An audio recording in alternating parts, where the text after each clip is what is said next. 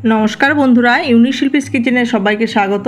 चले आसलाम आज के आबारो आरेकटा रेसिपि निये। आज के आमार रेसिपि होच्छे पाका काँठालेर बड़ा रेसिपि। तो आमरा अनेकेई आछि काँठाल खूब एकटा बेशी भालोबासि ना, आर काँठाल नरम हये गेले बा बेशी पेके गेले तो आरोई खेते चाइ ना। तो तादेर जोन्नो आजके रेसिपिटी काँठाल बेशी नरम हये गेले बा पेके गेले काँठालेर एरकम बड़ा बानिये खेये देखुन, खेते असाधारण लागे। ताहले आसुन बंधुरा बेशी देरी ना करे आमरा रेसिपिटा शुरू करे निই।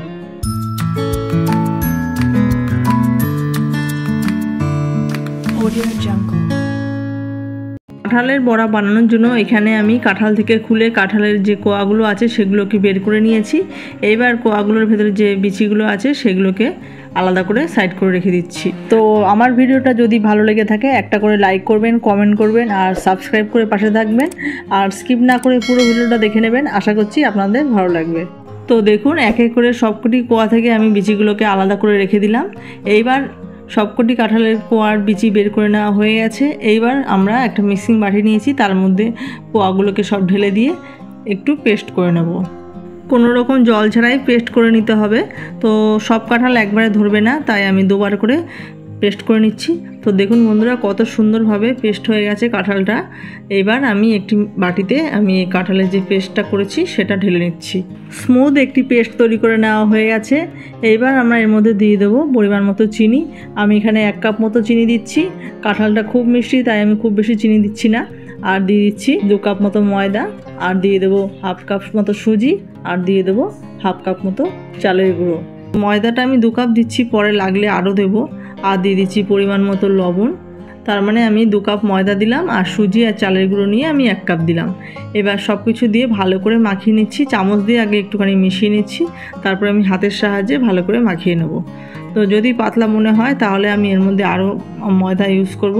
আর বড়াটাকে ক্রিস্পি করার জন্য আমি চালের গুঁড়ো আর সুজি দিয়েছি। আপনারা যদি শুধু চালের গুঁড়ো দিয়ে করতে চান তাহলে 1 কাপ চালের গুঁড়ো দেবেন, আর যদি শুধু সুজি দিয়ে করেন তাহলে 1 কাপ সুজি দেবেন। তো আমি হাফ হাফ করে দিয়েছি চালের গুঁড়ো আর সুজি নিয়ে। তো দেখুন বন্ধুরা ব্যাটারটা একটু পাতলা পাতলা মনে হচ্ছে, আমি এর মধ্যে আরও একটু ময়দা অ্যাড করব। তো আমি কিন্তু কোনো রকম জল ছাড়াই ব্যাটারটা তৈরি করেছি। কাঁঠালের পাল্পটা যেরকম পাতলা ছিল সেই অনুযায়ী যতটা ময়দা লাগবে আপনাদের দিয়ে নিতে হবে। আর একটু মোটা করতে হবে, তাই আমি এর মধ্যে আরও 1 কাপ মতো ময়দা অ্যাড করে দেবো। আর আপনারা যদি নারকেল কোড়া পছন্দ করে থাকেন তাহলে এর মধ্যে একটু নারকেল কোড়াও দিয়ে নিতে পারেন।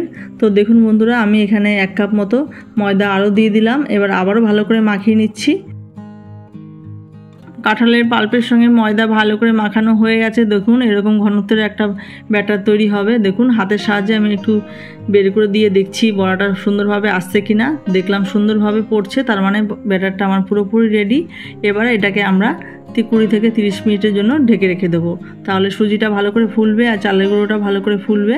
তো দেখুন বন্ধুরা এরকম একটা ব্যাটার তৈরি করতে হবে, খুব পাতলা না আবার একেবারে যে মোটা শক্ত তাও না। তো আধ ঘন্টা পর আবারও চলে আসলাম, আবার একটু ব্যাটারটাকে ভালো করে মাখিয়ে নিচ্ছি। তারপরে আমরা কড়াইতে তেল বসিয়ে বড়াগুলোকে ভেজে নেব। এবার কড়াইতে তেল বসিয়ে দিচ্ছি। তেলের পরিমাণটা একটু বেশি দিতে হবে, কারণ বড়াগুলো আমরা ডুবো তেলে ভাজবো। তেল ভালো মতো গরম হয়ে গেলে তারপরে আমরা এক এক করে বড়াগুলোকে ভেজে নেব। আমি অল্প একটু ব্যাটার দিয়ে দেখলাম তেলটা ভালো মতো গরম হয়েছে কিনা। দেখলাম ভালো মতো গরম হয়ে গেছে। এবার এক এক করে আমরা ব্যাটারগুলোকে তেলের মধ্যে বড়ার আকারে ছেড়ে ভেজে নেব। তো দেখুন বন্ধুরা এক এক করে সব ব্যাটার আমরা বড়ার আকারে দিয়ে দিচ্ছি। খুব আস্তে আস্তে সুন্দরভাবে দিয়ে নিতে হবে। আমি খুব একটা ভালো সুন্দরভাবে গোল গোল করতে পারি না, তো যেরকম পাচ্ছি সেভাবেই দিয়ে নিচ্ছি। তো দেখুন এটা এমনি তেলের মধ্যে দিলে পরে গোল হয়ে আসবে।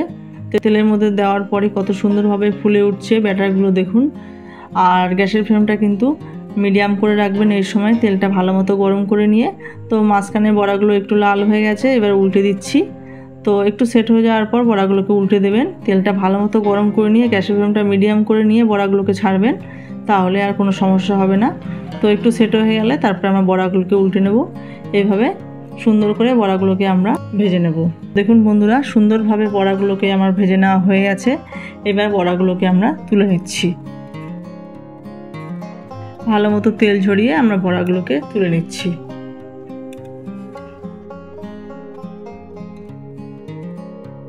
প্রথমবারের বড়াগুলো ভেজে নেওয়া হয়ে গেল। এবার আবারও একই প্রসেসে আমার বাদবাকি যেগুলো আছে সেগুলো ভেজে নেব।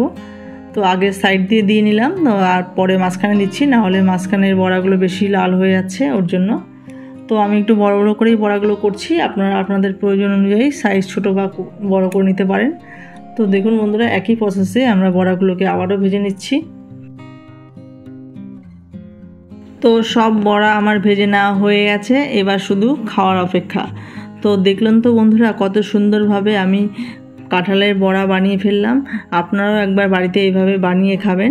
পাকা কাঁঠাল বা নরম কাঁঠাল ফেলে না দিয়ে, খেতে অসাধারণ হয়। আর ঠান্ডা হয়ে গেলে আরও ভালো লাগে, গরম গরমও ভালো লাগে।